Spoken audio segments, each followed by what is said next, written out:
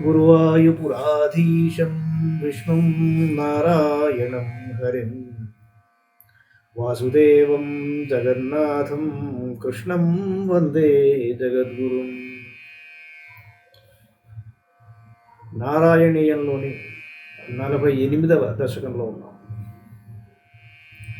ముదాసురౌసురౌఘైస్త్వముదార సమ్మదైరుదీర్య దామోదర ఇత్యభిష్టుతః. ముదాసురౌఘైస్త్వముదార సమ్మదైరుదీర్య దామోదర ఇత్యభిష్టుతః. మృదోదరస్వైరములూఖలే లగన్న దూరతో ద్వౌ కకుభావుదైక్షథా.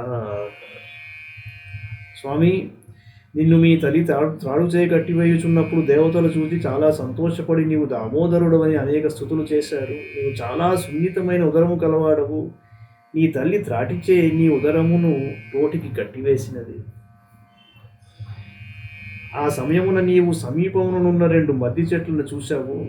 కుబేరసూనుర్నలకూబరాభిధః పరో మణిగ్రీవైతి ప్రధాంగతః.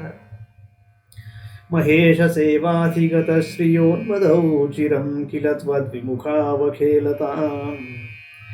కుబేరునకు 2 పుత్రులు ఉన్నారు. మొదటి వాని పేరు నలకూబరుడు, రెండవ వాని పేరు మణిగ్రీవుడు. వీరిద్దరూ శంకరుని ఆరాధించి అతని యొక్క అనుగ్రహమును పొందారు. అందువలన వారు మదాంధులై పరమాత్మవు నిన్ను సేవింపక విషయ సుఖములలో తేలియాడసాగారు. సురాపగాయాం కిల తౌ మదోత్కటౌ సురాపగాయద్బహూ యౌవతావృతౌ వివాససౌ కేళిపరౌ స నారదో భవత్పదైక ప్రవణో నిరైక్షత. వారిద్దరూ ఒకనాడు ఎక్కువగా మద్యపానం చేసి మత్తులై దేవనది అయిన గంగానదిలో ఇష్టం వచ్చినట్లు పాటలు పాడుతూ అనేక మంది యువతులతో క్రీడించుచున్నారు. సదా నిన్నే కీర్తించుచు అనన్యభక్తితో ఆరాధించుచుండడి నారద మహర్షి దిగంబరులై క్రీడించుచున్న నలకూబర మణిగ్రీవులను చూశాడు. ప్రియా ప్రియా లోకముపాత్తవాససం పురో నిరీక్ష్యాపి మదాంధచేతసౌ ఇమౌ భవద్భక్త్యుపశాంతి సిద్ధయే మునిర్జగౌ శాంతిమృతే పుతః సుఖం. నలకూబర మణిగ్రీవుల వెంటనున్న స్త్రీలు నారద మహర్షిని చూడగానే శాపభయంతో వెంటనే బట్టలు కట్టుకున్నారు. కానీ మదమత్తులైన నలకూబర మణిగ్రీవులు మాత్రము నారద మహర్షిని చూసినప్పటికీ లెక్క చేయకున్నారు. అందువలన ఆ మహర్షిని అందరి భక్తి వలననే వారికి మనశ్శాంతి కలుగునని శపించాడు. మనశ్శాంతి లేని వారికి సుఖం కలుగదు కదా. యువామవాప్తౌ కగుభాత్మతాం చిరం హరిం నిరీక్ష్యాథ పదం స్వమాప్నుతం ఇతీరితౌ తౌ భవదీక్షణ స్పృహాం గతౌ ప్రజాం తే కగుభౌ బభూవతుః. మదాంధులారా, మీరు ఇద్దరును చాలా కాలము మధ్య చెట్లుగా పడి ఉండండి. శ్రీహరి దర్శనమైన తరువాత మీరు మరల మీ పూర్వరూపములను పొందగలరు అని ఆ మహర్షి పలికాడు. ప్రభు, అప్పటి నుండి వారిద్దరూ నీ దర్శనాభిలాషులే గోకులమున మద్ది చెట్లై పడి ఉన్నారు. అతంద్రమింద్రద్రుయుగం తథావిధం సమేయుషా మంథరగామినా త్వయా చిరాయితోలూఖలరోధ నిర్ధృతౌ చిరాయ జీర్ణౌ పరిపాతితౌ తరు. స్వామి, నీవు ఎట్టి ఆలస్యము చేయక మెల్లమెల్లగా దోగాడుచు ఆ చెట్ల మధ్యగా సాగిపోయావు. చాలా కాలము నుండి శిథిలావస్థకు చేరి ఉన్న 2 చెట్లను నీవు ఈడ్చుకొని వచ్చుతున్న రోటి తాకిడికి పడిపోయాయి.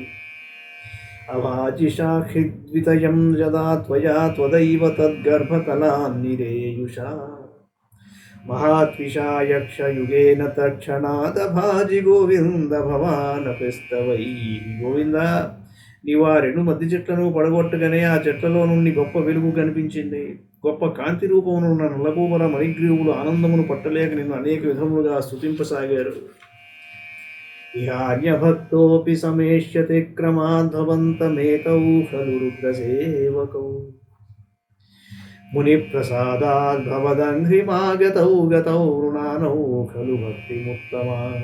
పరమాత్మ, ఇతర దేవతలను భక్తితో సేవించువాడు కూడా క్రమముగా నిన్ను ఆశ్రయించి నీ పాదభక్తుడవుతాడు. అలాగే శంకరుని సేవకులైన ఈ నలకూబర మణిగ్రీవులు నారద మహర్షి యొక్క అనుగ్రహం వలన నీ పాదసేవకులుగా మారారు. వారు పరాత్పరుడైన నిన్ను ఇతరములైన కోరికలు వేటిని కోరుకొనక ఉత్తమోత్తమమైన నీ పాదభక్తియే తమకు సదా ఉండవలనని వేడుకొనసాగారు.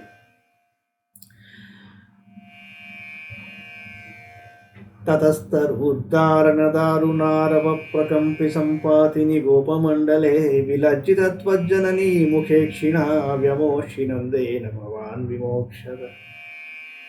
దామోదర, మద్ది చెట్లు రెండు నేలపై కూలుట వలన భయంకరమైన శబ్దం కలిగింది. ఆ శబ్దమును విని గొల్లపల్లెలో ఉన్న వారందరూ భయముతో అక్కడకు చేరారు. అప్పుడు నీ తల్లి అయిన యశోద తాను చేసిన పనికి సిగ్గుపడి తలవంచుకుంది. లోకములో అందరి బంధములను తొలగించువాడు నీవు, అట్టి నీ బంధములనే నందుడు తొలగించను. ఇది అంతయు నీ లీలయే.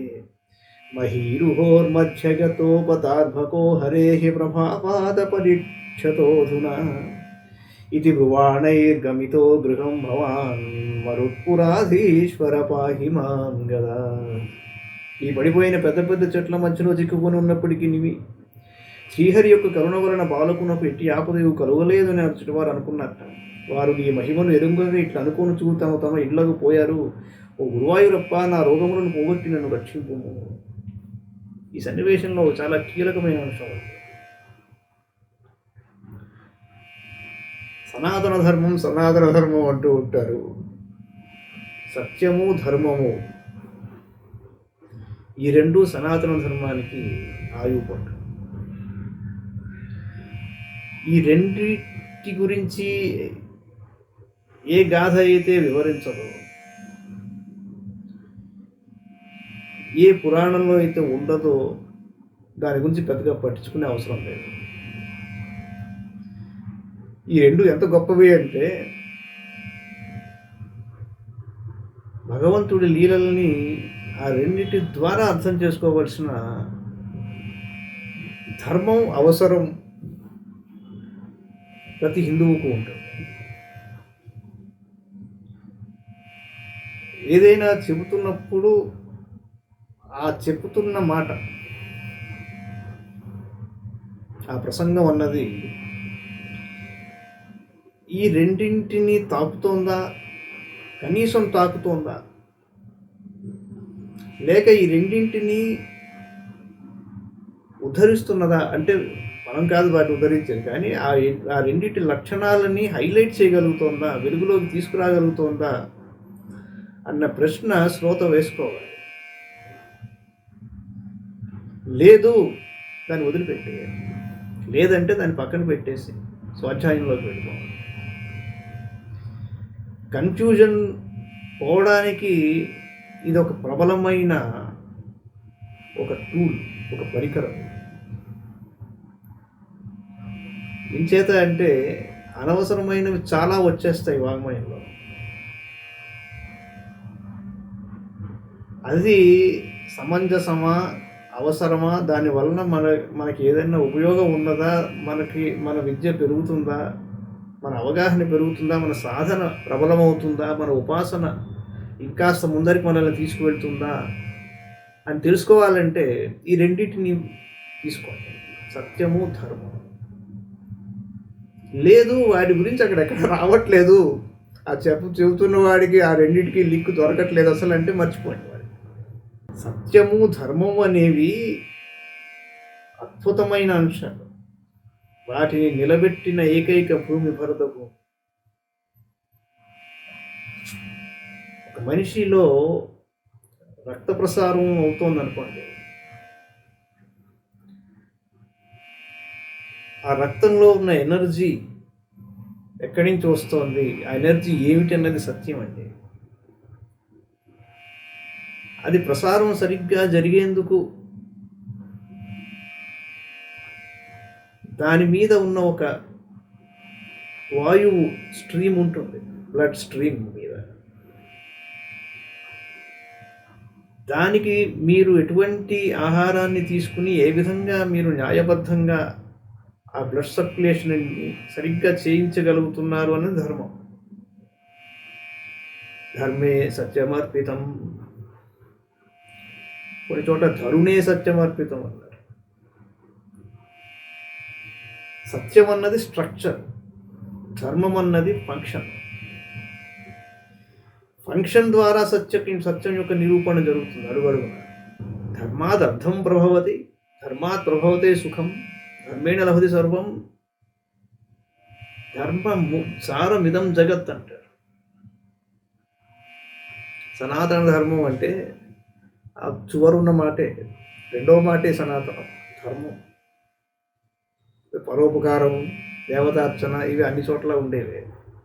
దాంట్లో పెద్ద రహస్యము గూఢార్థం ఏమి ఉండదు.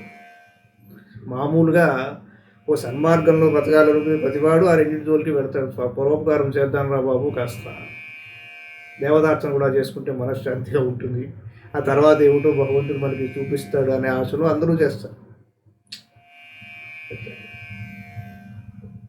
కాస్త డెప్త్లోకి వెళ్ళి ఒక ఫిలాసఫీని తీసుకొచ్చింది మన సనాతన ధర్మం.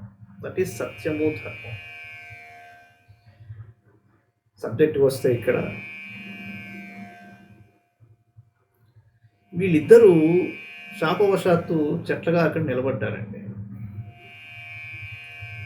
వాళ్ళకి ఏం చెప్పి ఇక్కడ ఏం చాలా టూకీగా చెప్పి వదిలేశాడు. అక్కడ ఏంటంటే భాగవతంలో బాలకృష్ణుడు శ్రీమన్నారాయణుడు శ్రీకృష్ణ పరమాత్మ శ్రీకృష్ణుడు అవతారంలో వచ్చినప్పుడు మీకు బాలకృష్ణుడు ఎప్పుడైతే ఆయన పాదాలు మీ చెట్లని మిమ్మల్ని తాకుతాయో అప్పుడు మీకు శాప విమోచనం అని చెప్పారు. వాళ్ళకి తెలుసు.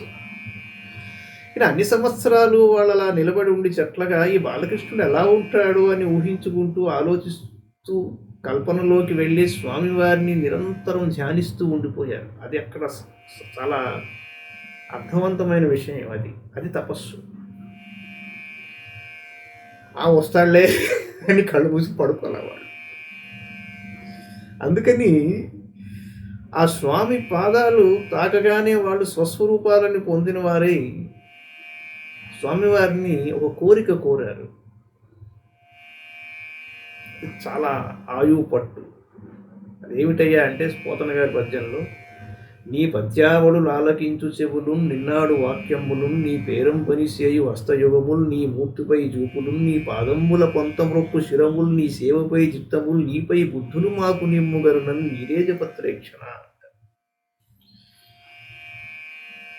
అంటే ఇంతకాలము మాకది ఆ కాలం అమృతతుల్యంగా ఉన్నది.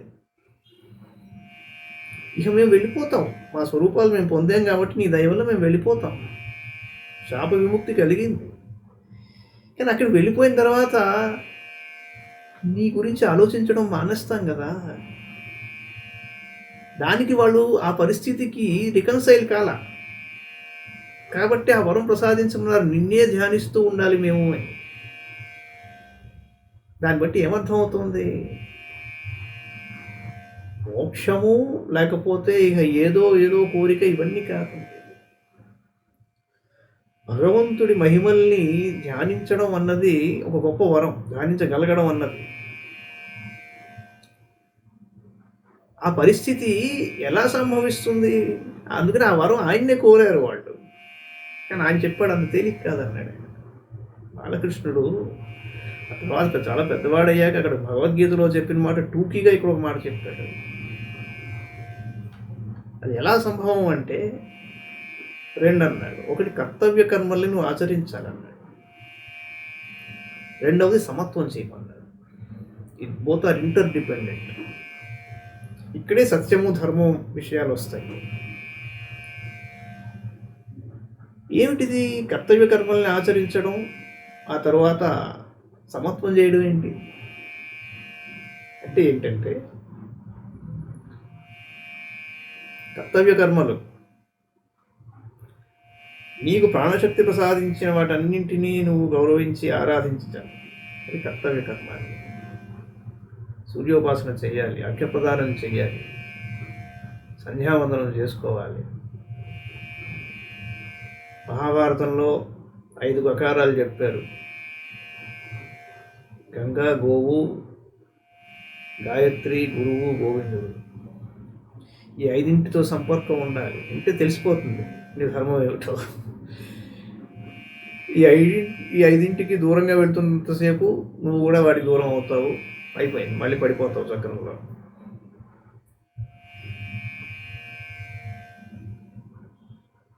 ముఖ్యంగా కర్తవ్య కర్మల్ని ఆచరిస్తూ తల్లి, తండ్రి, గురువు, దైవం, అతిథి ఇట్లా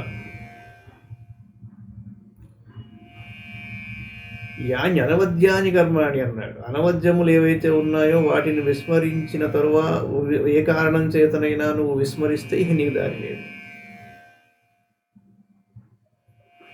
అంచేత కర్తవ్య కర్మలు అంటే మ్యాండటరీ, స్టాట్యూటరీ, అవి నువ్వు ఆచరించి తీరాల్సిందే ఎట్టి పరిస్థితుల్లోనైనా. ఈ మాట ధర్మరాజు మన పర్వంలో ద్రౌపదితో చెబుతాడు. ఎందుకు యథార్థ దర్శన అవుతాడు అనేది అక్కడ చెప్పాడు ఆయన.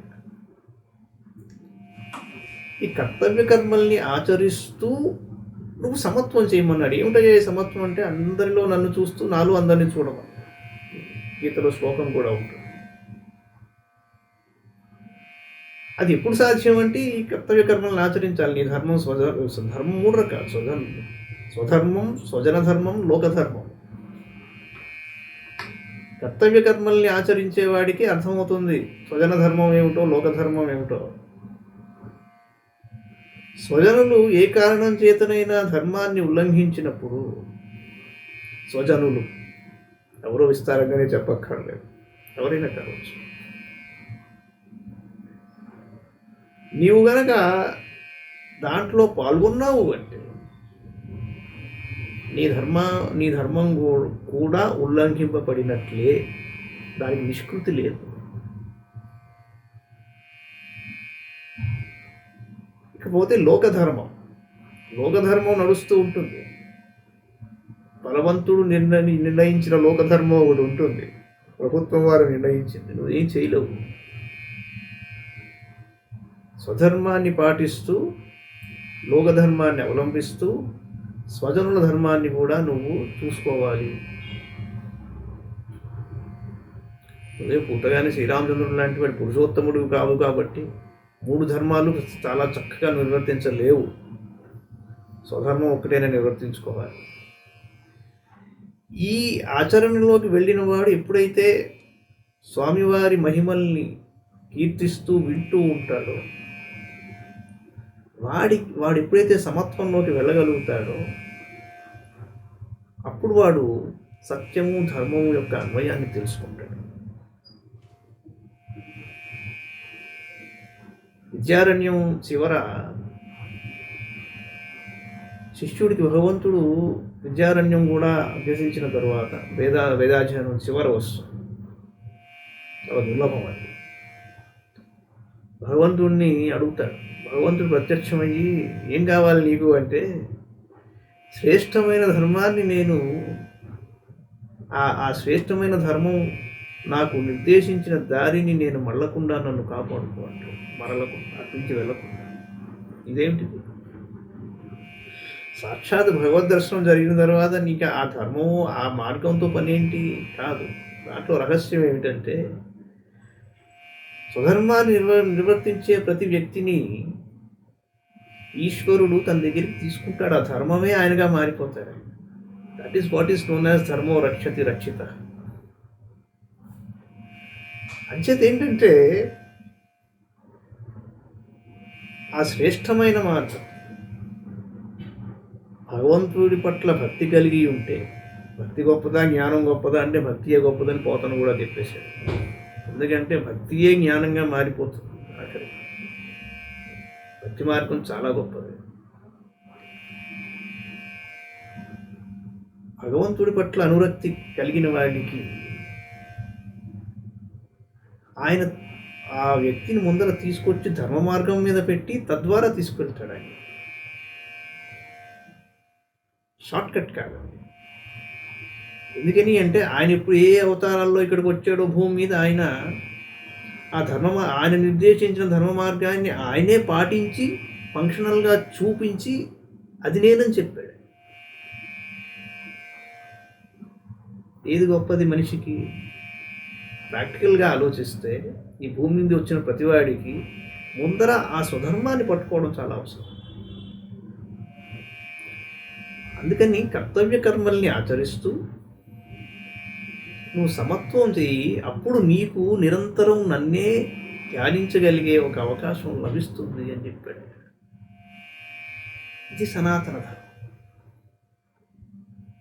భాగవతంలో పిల్లలు గోపికల్ని, గోపాలకుల్ని గోవుల్ని అందరినీ తీసుకెళ్ళి అక్కడ దాచేస్తాడు గుహలో బ్రహ్మదేవుడు. ఎక్కడి నుంచి వచ్చారు వీళ్ళంతా, నేను సృష్టించలేదే అనే అనుమానంలో.